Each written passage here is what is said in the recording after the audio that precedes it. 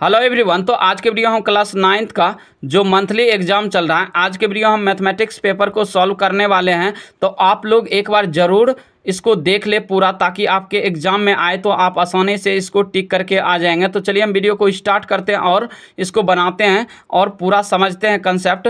चलिए यहाँ से देखिए, क्वेश्चन नंबर 1 में है कि परिमेय संख्या का दशमलव प्रसार कैसा होता है। तो परिमेय संख्या का जो दशमलव प्रसार होता है ये क्या होता है, ये शांत या अशांत आवृत्ति हो जाएगा, मतलब टर्मिनेटिंग या नॉन टर्मिनेटिंग रेकरिंग हो जाएगा, ठीक ना। ऑप्शन नंबर बी करेक्ट हो जाएगा। कौन हो जाएगा, शांत या अशांत आवृत्ति। चलिए क्वेश्चन नंबर हम 2 देख लेते हैं।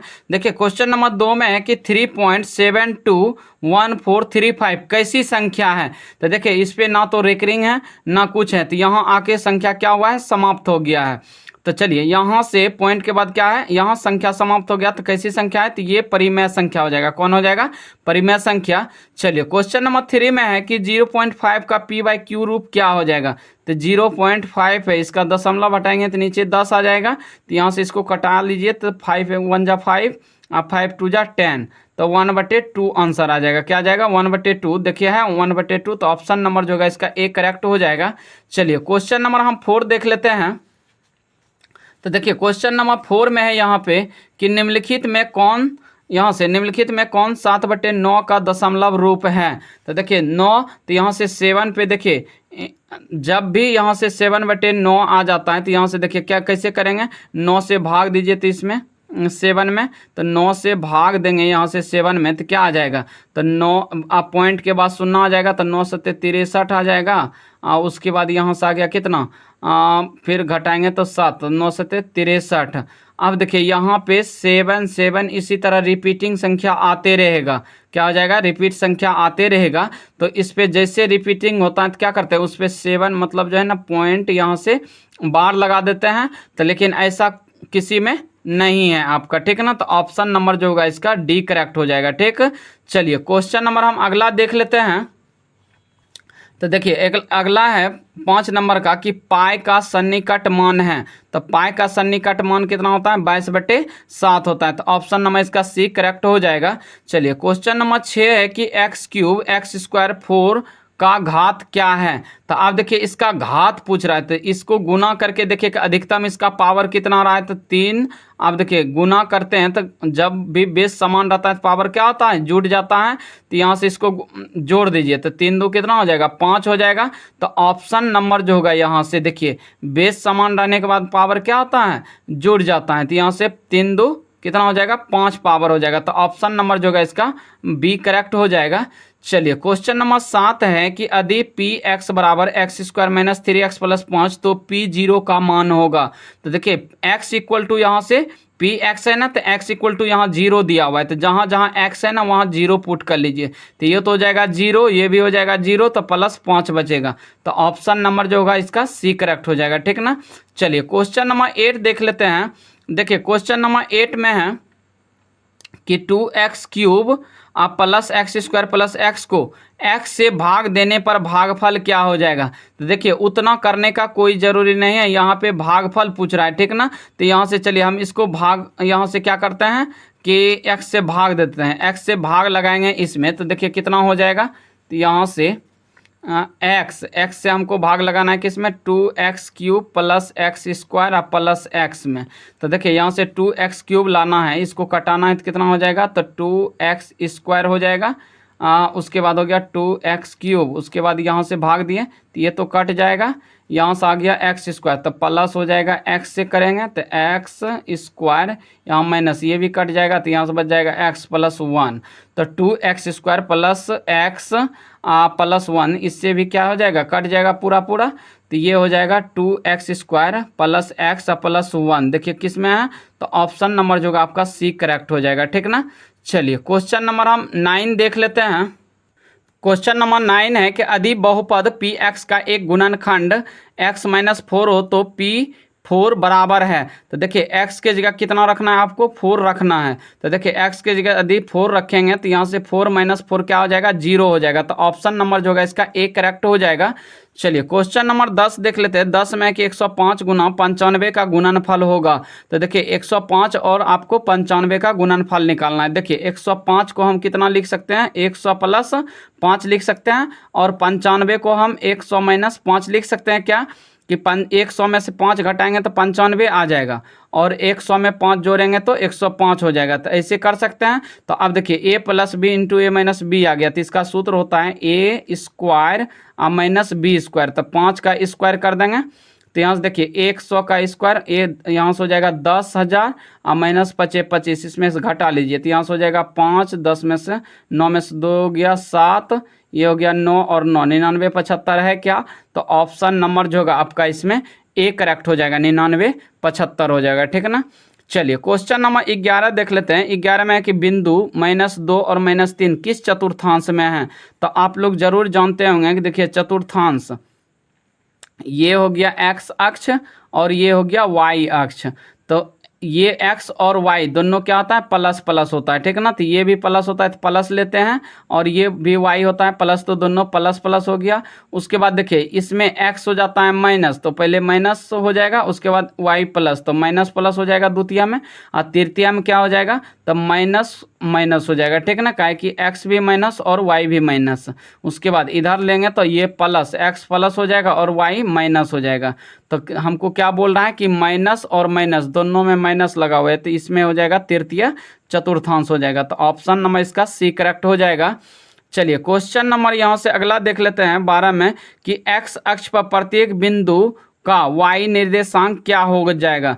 तो देखिए यहाँ से x अक्ष पर y निर्देशांक बोल रहा है, तो क्या हो जाएगा, तो यहाँ से 0 हो जाएगा, क्या हो जाएगा, 0। तो ऑप्शन नंबर इसका डी करेक्ट हो जाएगा, 0।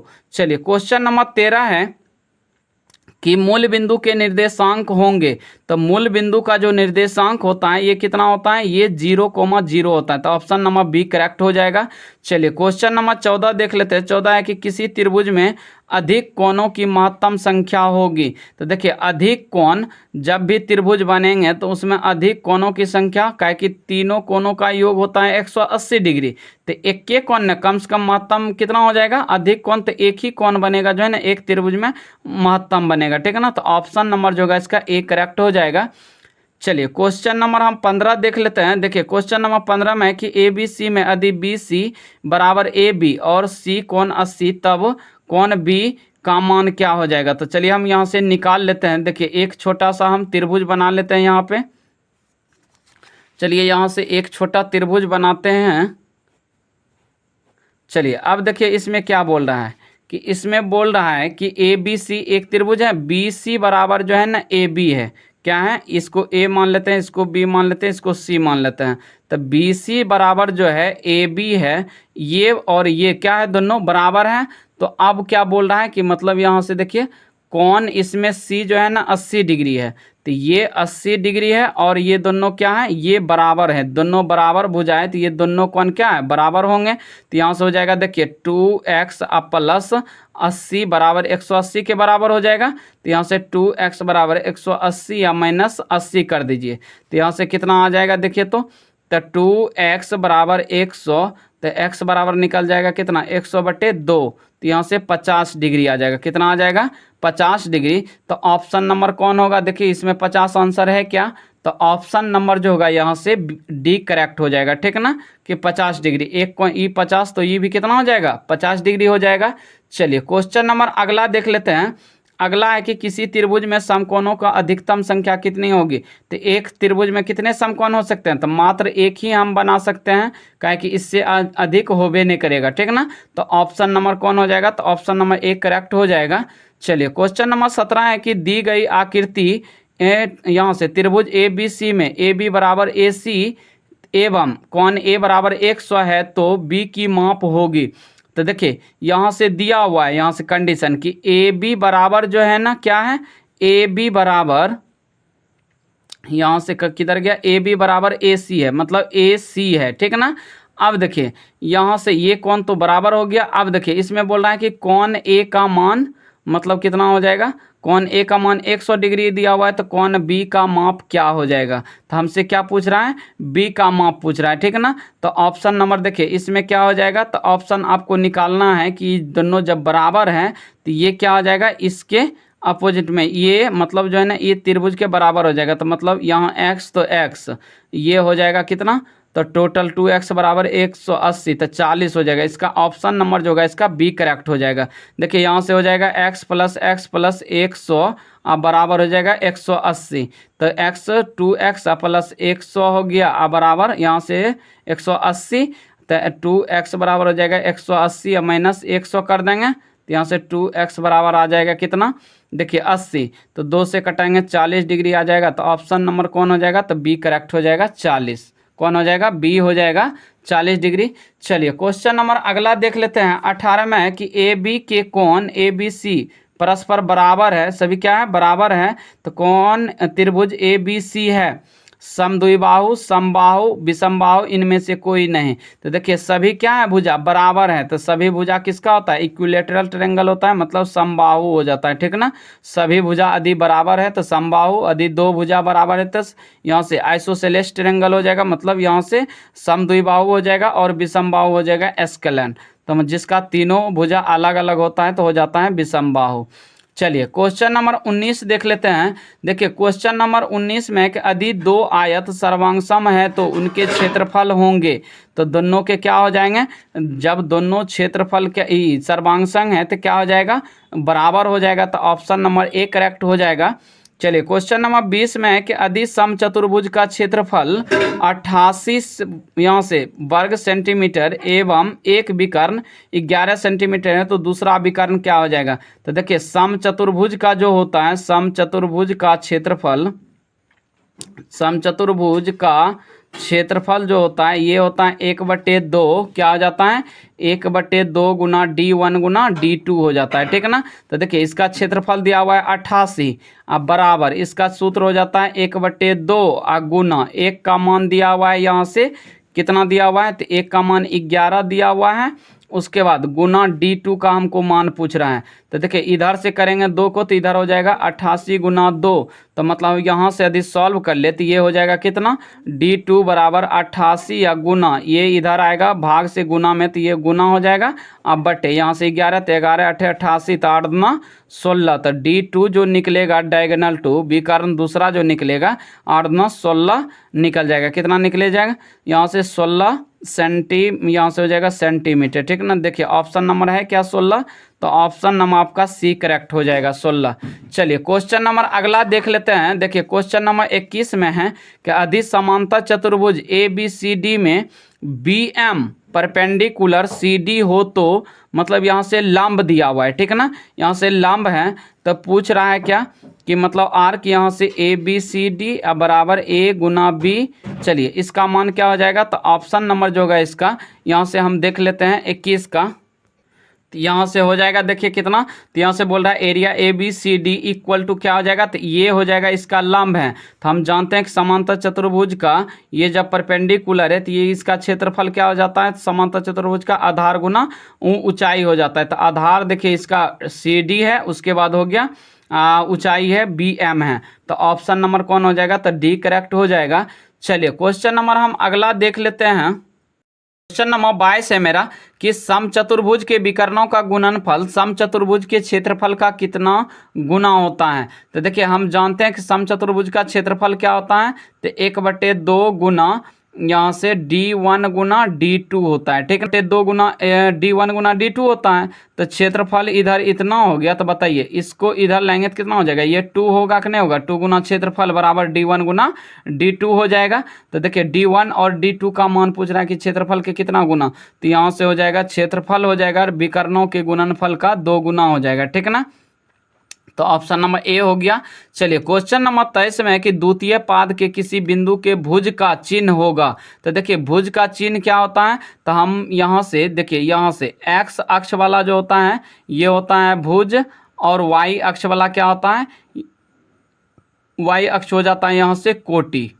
तो अब चलिए यहाँ से हम मान निकाल लेते हैं। द्वितीय पाद में एक होता है देखिए एक्स का मान माइनस होता है और वाई का मान प्लस होता है इसमें, तो यहाँ से हो गया भुज का मान ऋणात्मक हो गया, तो ऑप्शन नंबर क्या हो जाएगा, तो ऋण हो जाएगा, निगेटिव क्या हो जाएगा, निगेटिव हो जाएगा। इसमें क्या है कि ऋण चिन्ह है, तो भुज पूछ रहा था, तो ऑप्शन नंबर इसका बी करेक्ट हो जाएगा। चलिए क्वेश्चन नंबर 24 में है कि बिंदु 1 2 किस अक्ष पर स्थित हैं, तो देखिए एक्स भी है और वाई भी है, तो एक्स अक्ष भी है, वाई भी है, और ए और बी दोनों है, तो ऑप्शन नंबर जो है इसका सी करेक्ट हो जाएगा। क्वेश्चन नंबर 25 देख लेते हैं। देखिए 25 में है कि एक घनाकार बक्से का विकर्ण रूट 300 है सेंटीमीटर, तो इसका आयतन कितना हो जाएगा। तो देखिए हम जानते हैं कि घन का क्या होता है, यहाँ से विकर्ण, तो घन का विकर्ण जो होता है ये होता है घन का विकर्ण देखिए कितना दिया हुआ है, √300 दिया हुआ है, तो इसका विकर्ण होता है √3 गुना भुजा होता है, ठीक ना। तो देखिए इसको 300 को तोड़ेंगे तो हो जाएगा 10 दाही 100 √3 हो जाएगा, 10√3 हो जाएगा। काहे कि इसको तोड़ेंगे अलग अलग करेंगे तो 100 गुना 3 लिख सकते हैं, तो 100 का मतलब कितना 10 बार हो जाएगा, और इसका √3 बच जाएगा, तो √3 से √3 कट जाएगा। अब भुजा बराबर 10 आ गया, तो इसका आयतन पूछ रहा है, तो आयतन होता है भुजा क्यूब, तो भुजा क्यूब होता है तो 10 का क्यूब अधिक करते हैं तो कितना हो जाता है 10 पे 3 शून्य, तो ऑप्शन नंबर जो होगा इसका एक करेक्ट हो जाएगा, 1000 सेंटीमीटर क्यूब हो जाएगा, ठीक ना। चलिए क्वेश्चन नंबर यहाँ से 26 है। देखिए थोड़ा सा 26 जो है ना स्टैंडर्ड क्वेश्चन दिया हुआ है।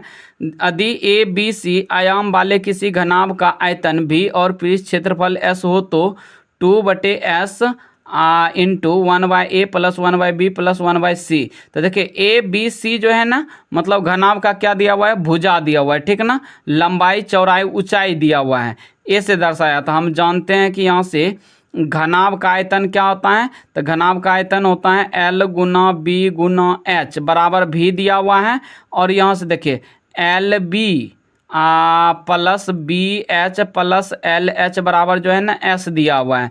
तो देखिए लंबाई यहाँ से हम A दिया हुआ है तो A मानेंगे, तो A Guna B Guna C यदि रहेगा तो इसके जगह हम भी लिख लेंगे। उसके बाद AB plus BH plus CA, यहाँ से BC प्लस CA बराबर हम क्या लिख लेंगे, S लिख लेंगे। तो अब देखिए यहाँ से इसको सॉल्व कीजिए तो कितना हो जाएगा, इसका एलसीएम लेंगे तो ये हो जाएगा 2/s, यहाँ से हो जाएगा इसका एलसीएम लेंगे तो नीचे में आ जाएगा ABC, ऊपर में आ जाएगा देखिए इससे भाग करेंगे तो हो जाएगा BC प्लस CA प्लस यहाँ से हो जाएगा AB, तो AB।